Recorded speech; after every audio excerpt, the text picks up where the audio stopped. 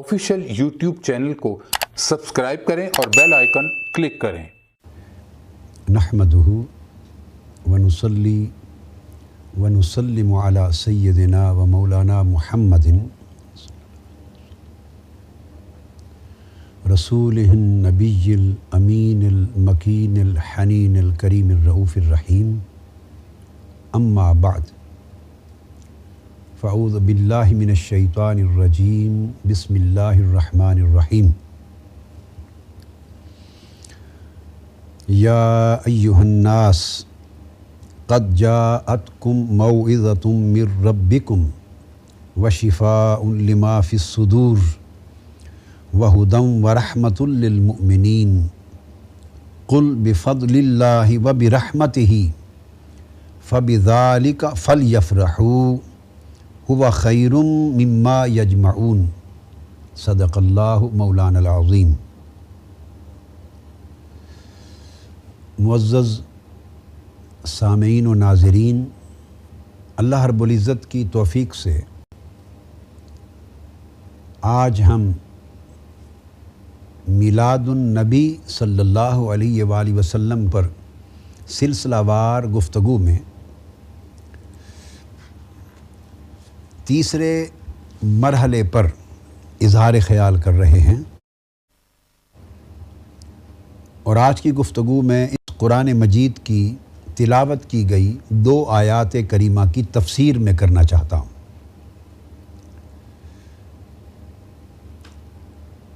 आज की गुफ्तगू का मौजू और हमारी सोच विचार का मरकज़ व महवर आज ये होगा कि अल्लाह तबारक व तआला की किसी नेमत पर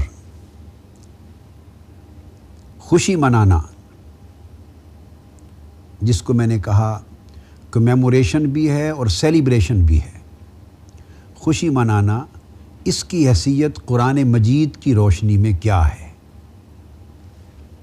तो हम इस पर नस्से कुरानी की रोशनी में आज बात कर रहे हैं। और फिर इसका बराह रास्त ताल्लुक़ नेमत इलाहिया के दिन या नेमत इलाहिया के नुज़ूल पर खुशी मनाना और इसका ताल्लुक़ मिलाद नबवी सल्लल्लाहु अलैहि वसल्लम से कायम करना है। ये तिलावत की गई आयत 11वें पारे की हैं और सूरह यूनुस की आयत नंबर 57 और आयत नंबर 58 है। अल्लाह तबारक व तआला ने इरशाद फरमाया, या अय्युहन्नास, ए लोगो, क़द जाअतकुम मौइज़तुम मिर रब्बिकुम। ये कुरान मजीद के नुज़ूल का ज़िक्र है। बेशक तुम्हारे पास तुम्हारे रब की तरफ से नसीहत आ गई। व शिफ़ाउन लिमा फ़िस्सुदूर, और उन तमाम बीमारियों की शिफा आ गई है जो सीनों में पोशीदा हैं। व हुदम व रहमतुल लिल मुमिनीन, और हिदायत और अहले ईमान के लिए रहमत। ये सारे लक़ब और सारे वस्फ़ कुरान मजीद के बयान किए गए। नुज़ूल कुरान का ज़िक्र अल्लाह रब्बुल इज़्ज़त ने यूँ किया है कि ये कुरान तुम्हारे पास उतरा है, उतारा गया है, ये अल्लाह की नसीहत आ गई है। ये तुम्हारे दिलों में, रूहों में छुपी हुई रूहानी बीमारियों की शिफा आ गई है। ये अल्लाह रब्बुल इज़्ज़त की तरफ से हिदायत आ गई है और अहले ईमान के लिए ये रहमत। अब तो इस पहली आयत करीमा में इशारा नुज़ूल कुरान की तरफ है। अब अगली आयत बड़ी काबिल तवज्जो है। उसमें इरशाद फरमाया, कुल, ए हबीब सल्लल्लाहु अलैहि वसल्लम, अब फरमा दीजिए। अब इस बात को ज़हन में रख लें कि ऊपर की आयत में 4 औसाफ बयान करके कुरान मजीद के नाजिल होने और दुनिया में उतारे जाने का ज़िक्र सराहत के साथ कर दिया गया है। अब फरमाया जा रहा है, कुल, फरमा दीजिए, बिफ़ज़लिल्लाहि व बिरहमतिही। अब तुम्हें यह बताना चाहता हूँ, अल्लाह पाक फरमाता है कि ये जो कुरान आया है नसीहत बनकर, ये जो तुम्हारी रूहानी अमराज की शिफा आ गई है, ये जो आसमानी हिदायत आ गई है, हिदायत रब्बानी, और ये अहले ईमान के लिए रहमत तुम्हारे पास उतर आई है, ये किस की वजह से आई है, इसका सबब कौन हुआ है, کس کے واسطے سے آئی ہے، اس کا باعث کون بنا ہے؟ فرمایا قل بفضل اللہ و برحمتہ، یہ اللہ کے فضل کی وجہ سے تمہیں نصیب ہوئی ہے اور اللہ کی رحمت کی وجہ سے نصیب ہوئی ہے۔ یہ سب کچھ اللہ کے فضل اور اس کی رحمت کے باعث ہے جو بعثت محمدی صلی اللہ علیہ وسلم کے ذریعے تم پر ہوا ہے۔ یہ میں بریکٹ میں آپ کو بات سمجھا رہا ہوں۔ یہ سب کچھ قرآن کا ان شانوں کے ساتھ اترنا یہ اللہ کے فضل اور اس کی رحمت کے باعث ہوا ہے۔ یہاں ایک ٹرم بفضل اللہ و برحمتہ، اللہ کے فضل اور اس کی رحمت کے سبب سے تمہیں ملا ہے یہ قرآن۔ سو یہ جو تمہیں اللہ کے فضل اور رحمت کے باعث تم پر نعمت ہوئی، فَلْيَفْرَحُوا، پس مسلمانوں کو چاہیے کہ وہ اس پر خوشی منائیں۔ یہ لفظ ہماری آج کی گفتگو کا موضوع ہے۔ فَلْيَفْرَحُوا یہ قرآن کا حکم ہے، پس مسلمانوں کو چاہیے کہ وہ اس فضل الہی اور رحمت الہی پر خوشی منائیں۔ هُوَ خَيْرٌ مِّمَّا يَجْمَعُونَ، یہ اس سارے مال و دولت سے یہ خوشی منانا کہیں بہتر ہوگا جسے وہ جمع کرتے ہیں۔ یہ قرآن مجید کی 2 آیات کریمہ تھی۔ اب ان سے جو بات استنباط ہو رہی ہے وہ یہ کہ پہلی آیت میں قرآن کے اترنے کا ذکر ہے، دوسری آیت میں اس ہستی کا ذکر ہے اور اس ہستی کی طرف اشارہ ہے جو باعث نزول قرآن ہوئی ہے، جو واسطہ نزول قرآن بنی ہے، جس کے سبب سے، جن کے وسیلے سے، جن کے ذریعے سے قرآن جیسی عظیم نعمت ہمیں عطا ہوئی۔ تو جو قرآن کے نزول کا باعث بنا ہے اس ہستی کو اللہ رب العزت نے آگے اپنا فضل اور اپنی رحمت قرار دیا ہے کہ یہ قرآن کا اترنا تم پر اللہ کے اس فضل اور اللہ کی رحمت کے صدقے سے ہوا ہے، اس کے ذریعے سے ہوا ہے، اس کے باعث ہوا ہے۔ سو فَلْيَفْرَحُوا فَبِذَلِكَ، پس اس فضل الہی اور رحمت الہی کی وجہ سے تم خوشی مناؤ، خوشیاں مناؤ۔ یہ مال و دولت کو جمع کرنے سے زیادہ بہتر ہے۔ یہ وہ آیت کریمہ ہے۔ اب اس پر ہم نے غور یہ کرنا ہے کہ قرآن مجید نے پہلی آیت میں قرآن کا ذکر کیا، دوسری آیت میں صاحب قرآن کا ذکر کیا جو وجہ نزول قرآن بنا۔ اب یہ لفظ قل بفضل اللہ و برحمتہ، تو 2 شانوں کو جمع کیا کہ یہ اللہ کے اس فضل کی وجہ سے ہے اور اس کی رحمت کی وجہ سے، گویا اللہ کے فضل اور اس کی رحمت کو یکجا بیان کیا گیا ہے۔ اب یہ قرآن مجید میں فضل اور رحمت کو اکٹھا بیان کرنا سورہ بقرہ میں بھی آیا ہے، آیت نمبر 64 میں، وَلَوْلَا فَضْلُ اللَّهِ عَلَيْكُمْ وَرَحْمَتُهُ لَكُنْتُمْ مِنَ الْخَاسِرِينَ، لوگو اگر تم پر اللہ کا یہ فضل نہ اترتا اور اللہ کی رحمت تمہیں یہ نصیب نہ ہوتی جو بعثت محمدی کی شکل میں تمہیں عطا کی گئی، تو تم یقیناً خسارے میں چلے جاتے۔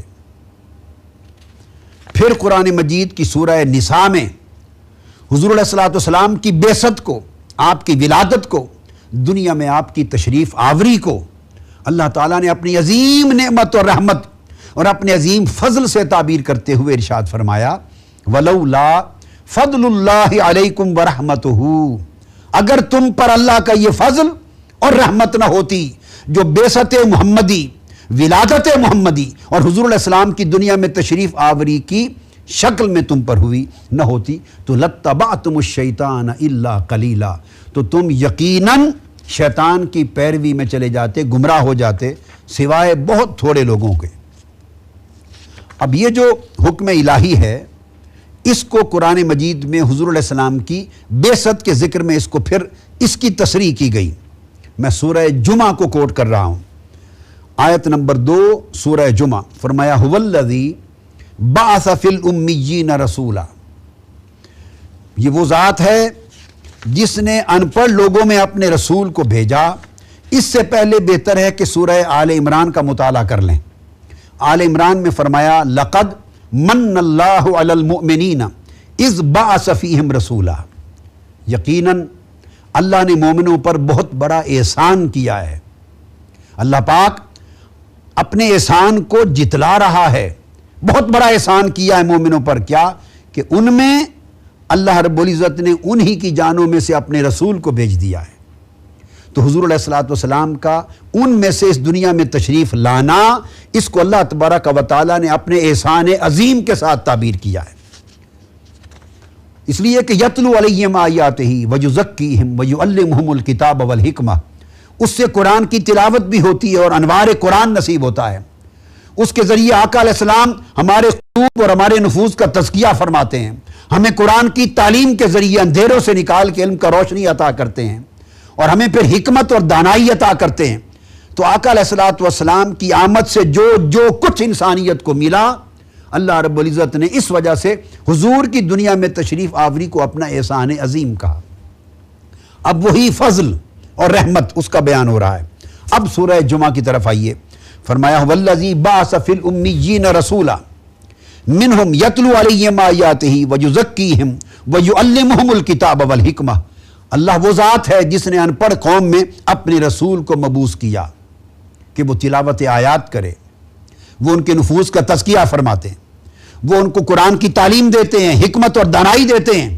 وَإِن كَانُوا مِن قَبْلُ لَفِي ضَلَالٍ مُبِينٍ، اور بے شک اس سے پہلے وہ کھلی گمراہی میں تھے. اب اس کے ساتھ اگلی آیت متصل مضمون چل رہا ہے. فرمایا وَآخَرِينَ مِنْهُمْ لَمَّا يَلْحَقُوا بِهِمْ وَهُوَ الْعَزِيزُ الْحَكِيمُ. یہ کرم صرف ان لوگوں پر نہیں ہے جن کے جھرمٹ میں اللہ کا محبوب اترا ہے، جن کی سوسائٹی میں حضور کی بعثت ہوئی ہے. فرمایا نہیں، ان کے بعد آنے والے لوگ جو آج صفحہ ہستی پر نہیں ہیں وہ بھی اس کرم اور اس فیض میں شامل ہیں. اور اس کے بعد فرمایا ذالک فضل اللہ یؤتیہ من یشاء واللہ ذو الفضل العظیم. یہ رسول صلی اللہ علیہ وسلم کا اس عالم انسانیت میں اس رسول کا تشریف لانا، یہ لوگوں اللہ کا فضل ہے اور اللہ بڑے فضل والا ہے. تو حضور علیہ الصلوۃ والسلام کی تشریف آوری کو اللہ نے اپنا فضل عظیم قرار دیا ہے. اب قرآن مجید کی ان آیات کریمہ کی تلاوت کے بعد اب میں ائمہ تفسیر کی طرف آ رہا ہوں. حضرت عبداللہ ابن عباس رضی اللہ تعالیٰ عنہ نے بیان کیا اس آیت کریمہ کی تفسیر واللہ ذو الفضل العظیم کہ کیا ہے. فرمایا کہ اللہ کا جو فضل عظیم ہے وہ فرمایا والنبوۃ علی محمد ویقال بالاسلام علی المؤمنین ویقال بالرسول والکتاب علی خلقہ.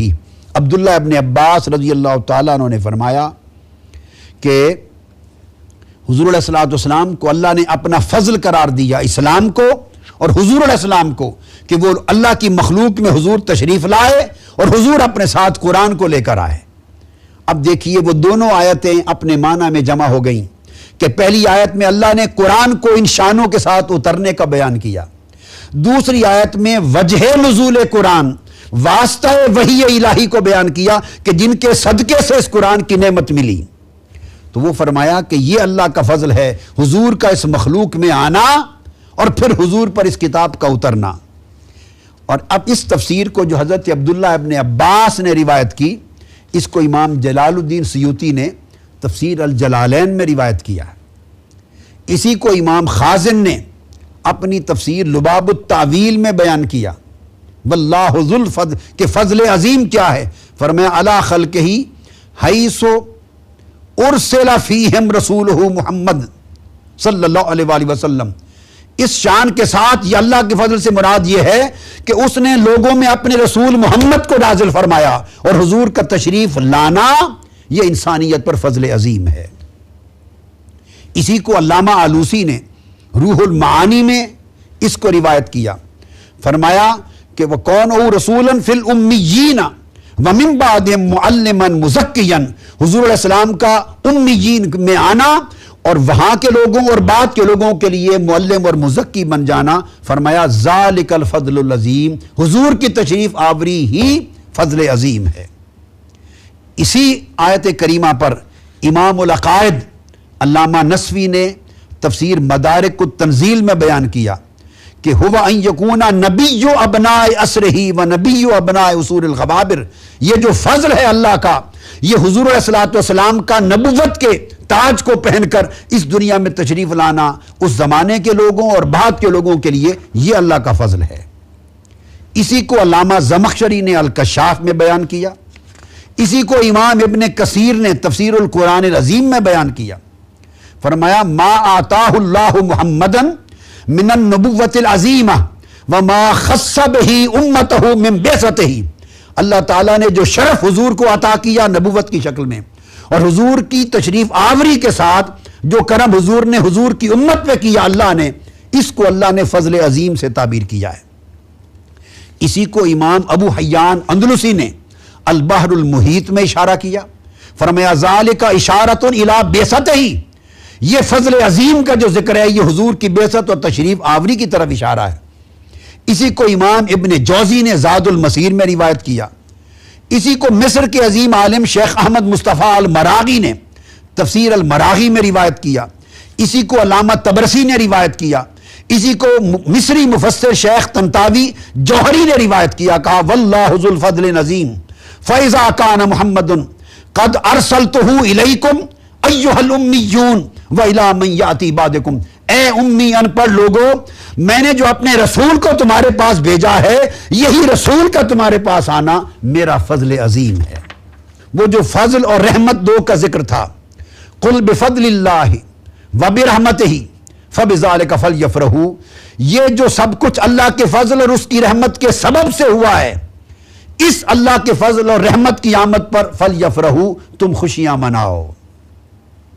خوشی منانے کا حکم دیا جا رہا ہے۔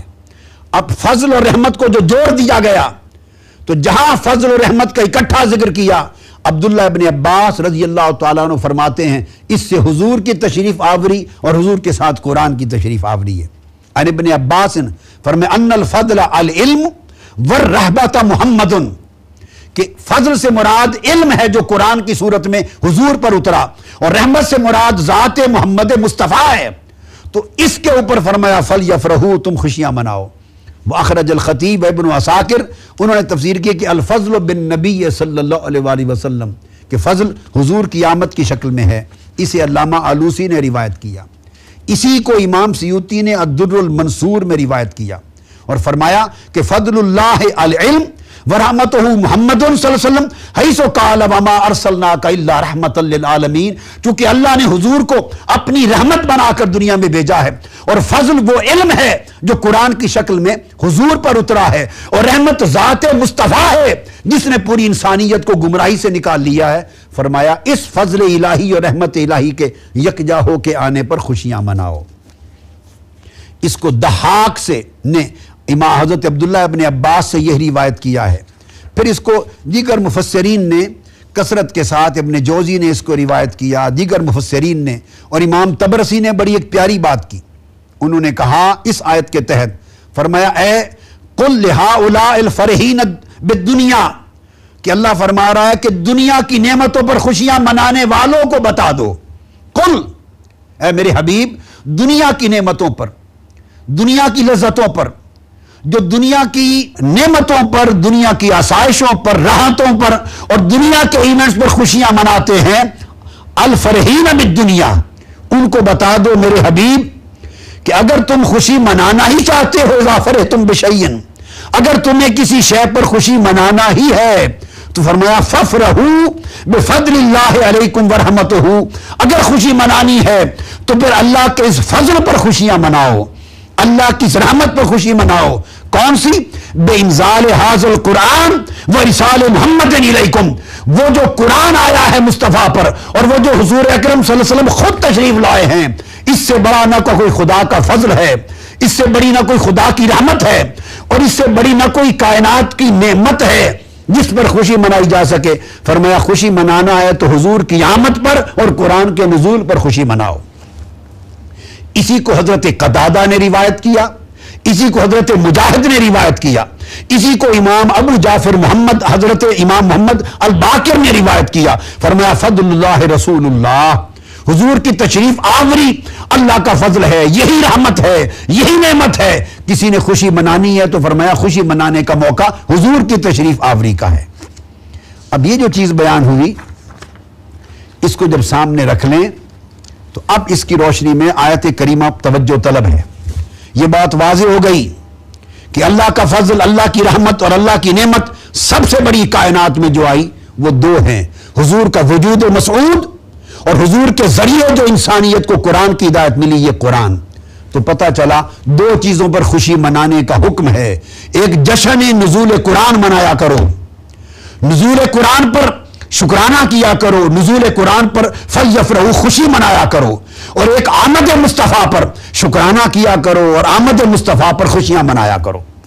فلیفرحوا کے مورد دو ہیں، چونکہ فضل و رحمت کا اطلاق یا قرآن کے نزول پر ہے یا بعثت اور ولادت مصطفیٰ پر ہے، اس لیے پتہ چلا کہ اللہ رب العزت نے دو موقع فرمایا کہ یہ خوشیاں منانا ہے تو نزول قرآن پہ مناؤ اور آمد مصطفیٰ پہ مناؤ صلی اللہ علیہ وسلم، اور آمد مصطفیٰ پر اس لیے بڑھ کر کہ قرآن کا نزول بھی حضور کے تصدق سے ہوا۔ اب قابل توجہ یہ بات ہے، حکم الہی ہے فلیفرحوا، خوشیاں مناؤ، فرحت مناؤ، فرحت۔ یہ بھی ہو سکتا تھا فلیسجدوا، اس اللہ کے فضل و رحمت کی آمد پر سجدے کرو، فلیعبدوا عبادت کرو، فلینفقوا صدقہ خیرات کرو، کوئی حکم ہو سکتا تھا۔ الغرض جس طریقے سے بھی شکرانہ، یہ سب شکرانے کی شکلیں ہیں۔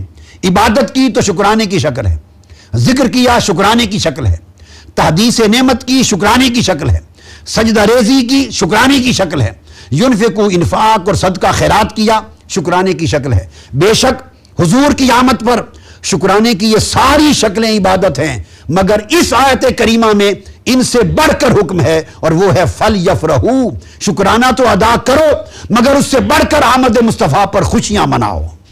فلیفرحوا کا حکم اس طرح جیسے تم اپنی آزادی کے دن مناتے ہو، ہم قیام پاکستان پر شکرانہ بھی کرتے ہیں، خوشیاں بھی مناتے ہیں، ہم یوم آزادی پر شکرانہ بھی کرتے ہیں، خوشیاں بھی مناتے ہیں۔